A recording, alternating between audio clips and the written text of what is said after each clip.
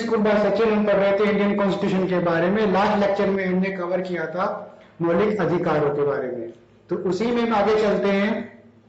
Lecture हमारा है lecture 17 जो हमारे मूल अधिकार से संबंधित है। लास्ट लेक्चर में हमने आर्टिकल 12 जो था वो कवर कर लिया था, आज हम उससे आगे चलेंगे। तो चलिए शुरू करते हैं। तो अनुच्छेद 12 से आगे आता है अनुच्छेद 13। इसमें कहता है कि यदि कोई विधि मतलब कि जो कोई कानून होगा अगर वो मूल अधिकारों से असंगत है यानी कि वो उससे मैच नहीं करता है तो उसको शून्य घोषित कर दिया जाएगा, या इसके इंग्लिश में एक वर्ड है वॉइड, कि इसको वॉइड घोषित किया जाएगा। यानी कि कोई भी आपका ऐसा कानून जो आपके मूल अधिकारों के असंगत है यानी कि वो आपके मूल अधिकार को खत्म कर रहा है तो वो शून्य घोषित हो जाएगा। अब वो विधि मतलब जो कानून है वो किस तरीके से होगा, जैसे कि कोई संसद द्वारा पारित कानून है या राज्य के विधानमंडल द्वारा पारित कोई कानून है। ये कानून दो तरीके से हो सकता है, संविधान से पहले भी और संविधान के बाद भी। संविधान से पहले के कानून जैसे कि हमारे ये आईपीएस की धारा वगैरह, ये तो हमारे संविधान से 1947 से पहले से चली आ रही है। तो इस तरीके से कि अगर कोई भी आपका ऐसा मूल अधिकार के असंगत कोई भी आपका विधि होगा या कानून होगा तो उसको शून्य घोषित किया जाएगा। तो ये आर्टिकल 13 किस रिलेटेड है कि यदि कोई विधि मूल अधिकारों से असंगत है तो उसे शून्य घोषित किया जाएगा। अब वो अध्यादेश भी हो सकता है, और अध्यादेश कौन पास करता है हमारे देश में? वो अधिकार राष्ट्रपति को है और स्टेट में राज्यपाल को है। कार्यपालिका का कोई आदेश जैसे कि आपके ये डीएम एसपी वगैरह आपको कोई आदेश दें और वो आपके मूल अधिकारों से असंगत है तो वो भी शून्य घोषित हो जाएगा। परंपरा रीति रिवाज से संबंधित हो सकता है या फिर कोई धार्मिक कानून जैसे कि अभी ये 3 तलाक वाला आया था, तो अगर ये भी आपके मूल अधिकारों से असंगत हो रहा है तो उसे भी शून्य घोषित कर दिया जाएगा। आई होप आपको ये जो ये कानून है ये समझ में आएंगे कि अगर ये आपके मूल अधिकारों के बीच में आएंगे तो उनको रद्द कर दिया जाएगा, लेकिन वो शून्य घोषित कर दिया जाएगा, जिसको इंग्लिश में वर्ड यूज करते हैं वॉइड। तो आर्टिकल 13 हमारा किस रिलेटेड है? यदि कोई विधि मूल अधिकारों से असंगत है तो उसे शून्य घोषित किया जाएगा। कोई विधि या कानून मूल अधिकारों का उल्लंघन या असंगत कर रहा है यानी कि आपका एक मूल अधिकार की कोई कानून बना दिया गया है और वो क्या कर रहा है, वो आपका उल्लंघन कर रहा है या असंगत कर रहा है, तो जो इसकी जांच है, इसकी जांच कौन करेगा? इसकी जांच करती है हमारी न्यायपालिका करती है। इसलिए ही इसे क्या कहते हैं? इसे न्यायिक समीक्षा यानी कि जुडिशरी रिव्यू कहते हैं। तो यानी कि इसकी जांच कौन करता है? इसकी जांच न्यायपालिका करेगी। तो अनुच्छेद जो 13 है हमारा ये एक तरीके से हमारे संविधान का मूलभूत ढांचे का भाग है। और लास्ट लेक्चर में हमने कवर किया था कि जो मूलभूत ढांचे हैं इसको बिल्कुल भी बदला नहीं जा सकता, चाहे मतलब कि कुछ भी हो जाए, लेकिन ये मूलभूत ढांचा जो संविधान का भाग है ये ना तो कभी बदला जाएगा और ना ही बदला गया है। तो एक तरीके से जो हमारा अनुच्छेद 13 है ये हमारे मूलभूत ढांचे का एक भाग है। फिर हमारा अनुच्छेद 14 आता है, ये क्वेश्चन अक्सर एग्जाम में पूछा जाता है, मोस्टली पूछा जाता है। तो हमारा जो अनुच्छेद 14 है ये हमारा रिलेटेड है कि विधि के समक्ष समता यानी कि इक्वलिटी बिफोर लॉ, यानी कि आपको लॉ में सबके समान ही आपको कानून बनाना पड़ेगा। ये एक नकारात्मक अवधारणा है। कहने का मतलब नकारात्मक मतलब कि आप इसको लेकर किसी के साथ भी भेदभाव नहीं कर सकते कि या तो कोई मतलब कि कोई रजवाड़ा है या कोई गरीब आदमी है, तो आपको दोनों के साथ बिल्कुल न्यायपूर्वक ही इंसाफ करना होगा। तो ये इसलिए ये नकारात्मक है कि आप भेदभाव नहीं करोगे। आप नहीं कर लगता तो ये कैसा हो गया? ये निगेटिव हो गया।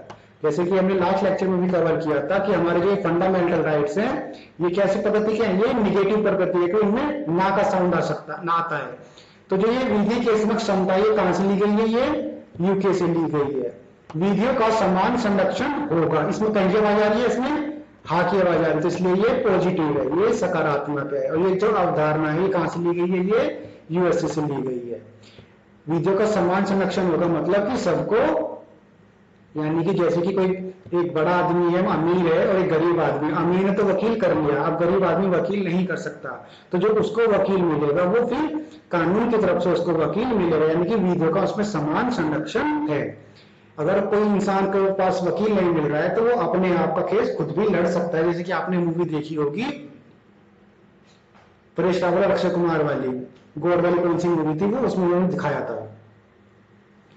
विधि का शासन यानी कि रूल ऑफ लॉ, सबसे ऊपर क्या होगा, सबसे ऊपर हमारा कानून होगा। कौन सा होगा, यानी कि सबसे ऊपर हमारा कानून को माना जाएगा। विधियों का जो कानून होगा उसको सर्वोच्च माना जाएगा, यानी सुपरमेसी हमेशा लो होगा। ये सब क्या है, ये सब संविधान के मूलभूत ढांचे का भाग है। और जैसे कि मैंने अभी डिस्कस किया है कि संविधान का मूलभूत ढांचा बिल्कुल भी बदला नहीं जा सकता। तो आर्टिकल 14 किस रिलेटेड है, आर्टिकल 14 रिलेटेड है इक्वलिटी बिफोर लॉ। आपको बिल्कुल एग्जाम में यही लिखा हुआ मिलेगा कि इक्वलिटी बिफोर लॉ कौन से आर्टिकल से संबंधित है, तो आर्टिकल 14 से संबंधित है। फिर हम आते हैं अनुच्छेद 15, इस पे मूवी भी आई थी आयुष्मान खुराना की अभी कुछ साल पहले। तो ये अनुच्छेद 15 क्या कहता है कि केवल मतलब कि आप किसी के धर्म, जाति, उसके लिंग, वंश और जन्म स्थान के आधार पर उसके साथ भेदभाव नहीं कर सकते। ये नहीं कि कोई एससी है, कोई जनरल है, या कोई ओबीसी है, कोई जाट है, कोई राजपूत है, आप किसी के साथ भी धर्म या जाति के हिसाब से बिल्कुल भी भेदभाव नहीं कर सकते। तो ये क्या है, ये एक सकारात्मक हस्तक्षेप है।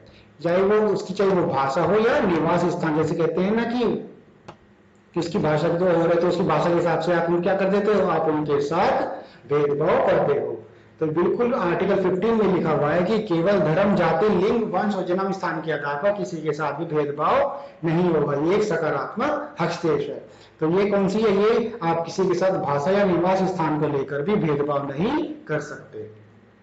आई होप आपको समझ में आया होगा कि आर्टिकल 15 किससे रिलेटेड है, यानी कि ये भेदभाव से रिलेटेड है। ये अक्सर एग्जाम में पूछा जाता है कि किस आर्टिकल के तहत आप भेदभाव नहीं कर सकते, तो वो आर्टिकल 15 है। और वो भेदभाव कैसा होगा, जैसे कि आप सार्वजनिक दुकानों पर चले जाते हैं स्थानों पर, जैसे कि ग्राउंड वगैरह में, या दुकान, रेस्टोरेंट, मनोरंजन स्थल आदि पर, इन्हीं 5 आधारों के आधार पर आपको भेदभाव यहाँ पर नहीं होगी। यानी कि आप ये नहीं कर सकते कि धर्म, जाति के आधार पर कि आपको पहली सीट मिलेगी या बाद वाली सीट मिलेगी। राज्य द्वारा वित्त पोषित, यानी कि कोई घाट, तालाब, स्नानगृह आदि पर इन्हीं 5 के आधार पर कोई भेदभाव की मनाही नहीं होगी। उपरोक्त प्रावधानों के होने के बावजूद भी राज्य महिलाओं और बच्चों के लिए विशेष प्रावधान कर सकता है, यानी कि लेडीज के लिए, बच्चों के लिए कुछ विशेष प्रावधान कर सकता है इन उपरोक्त होने के बावजूद भी। जैसे कि पंचायतों में क्या होता है कि 33% और 50% आरक्षण किया गया है लेडीज के लिए। तो ये चीज है, ये हमारी स्टेट गवर्नमेंट बिल्कुल कर सकती है, यानी कि वो एक प्रावधान, यानी कि स्पेशल प्रावधान कर सकती है। राज्य सरकार में यानी नौकरियों में वो बिल्कुल आरक्षण दे सकती है, या प्रस्तुति सहायता में, इसके हॉस्पिटल वगैरह में वो लेडीज के लिए अलग फैसिलिटी दे सकती है। तो मतलब कि आप इसे ये नहीं कहेंगे कि ये हमारा आर्टिकल 15 का विरोध कर रहा है। तो ये कुछ विशेष कंडीशन में उनको विशेष प्रावधान दिया गया है।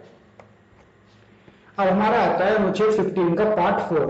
इसमें क्या है कि जो राज्य है वो पिछड़े वर्ग के लिए विशेष प्रावधान कर सकेगा। ये प्रथम संशोधन हुआ था 1951 में हुआ था। कहने का मतलब ये है कि जो पिछड़े वर्ग है उनके साथ में वो सामाजिक और शैक्षणिक स्तर पर वो कुछ विशेष प्रावधान कर सकता है, क्योंकि जो बिल्कुल बहुत गरीब कस्बे से आते हैं शायद वो ना पढ़ पाए, उस लेवल तक ना जा पाए, तो इसलिए उनका प्रावधान किया गया है। जैसे कि ये इन सामाजिक और शैक्षणिक के साथ साथ जैसे एससी और एसटी के लिए आपको शैक्षणिक संस्थानों में भी विशेष आरक्षण का एक वो इन्होंने प्रावधान किया हुआ है। तो यानी कि ये जो प्रथम संशोधन हुआ था ये उसके तहत ये अनुच्छेद 15 का पार्ट 4 है कि यानी विशेष प्रावधान के अंदर ये आते हैं। आप इसमें ये नहीं कह सकते कि ये हमारे धर्म, जाति, लिंग आधार पर हमारे साथ भेदभाव हो रहा है। ये भेदभाव नहीं है, ये थोड़ा सा उनको थोड़ा सा प्रावधान दिया गया है कि ताकि वो भी आगे जाकर अपने आप को रिप्रेजेंट कर सके। उसके बाद आता है हमारा अनुच्छेद 16। ये क्या कहता है कि जो लोक नियोजन अवसरों में समानता होनी चाहिए। लोक नियोजन समता से मतलब है जैसे कि सरकारी नौकरी, सबको एक बराबर अवसर मिलना चाहिए। लोक नियोजन में राज्य, धर्म, जाति, लिंग, जन्म स्थान और निवास के आधार पर किसी के साथ भी भेदभाव नहीं होगा। तो यानी कि हमारा आर्टिकल 15 क्या कहता है, वो तो कहता है कि हमारा लिंग और धर्म, जाति और निवास और भाषा स्थान के आधार पर हमारे साथ भेदभाव नहीं हो सकता। उसी के अकॉर्डिंग जो आर्टिकल 16 है ये कहता है कि जो हमारा नौकरी में जो सरकारी नौकरी होती है उसमें सबको समान अवसर मिलना चाहिए। ये नहीं कि धर्म, जाति के आधार पर आप उनको परीक्षा में बैठने ही ना दो। थोड़ा सा ये उसका अपोजिट है आर्टिकल 16। आर्टिकल 16 का ही पार्ट 4 है कि राज्य पिछड़े वर्ग के लिए विशेष प्रावधान कर नौकरी में आरक्षण दे सकता है। जैसे कि आर्टिकल 15 में था कि वो विशेष प्रावधान दे सकता है, ऐसे आर्टिकल 16 भी दे सकता है। वो सामाजिक भी हो सकता है और आर्थिक भी हो सकता है।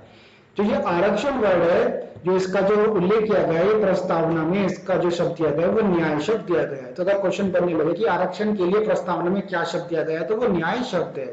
अब जैसे कि ये अनुच्छेद 14 है, ये विधि के समक्ष था, इक्वलिटी बिफोर, तो जो इसका जो आर्टिकल 330 और आर्टिकल 332 इससे रिलेटेड है। आर्टिकल 15 ये लिंग जाति धर्म के आधार पर था, और ये आर्टिकल 16 है सरकारी नौकरी में समान अवसर था। जो इनकी जो चर्चा की गई है वो संसद और विधानसभा में आरक्षण की चर्चा इन पर की गई है। कमेंट सेक्शन में कमेंट करके बताना कि आपको ये वाला सेशन कैसा लगा। नेक्स्ट लेसन देखने के लिए सब्सक्राइब करें e learning school. Thanks for watching.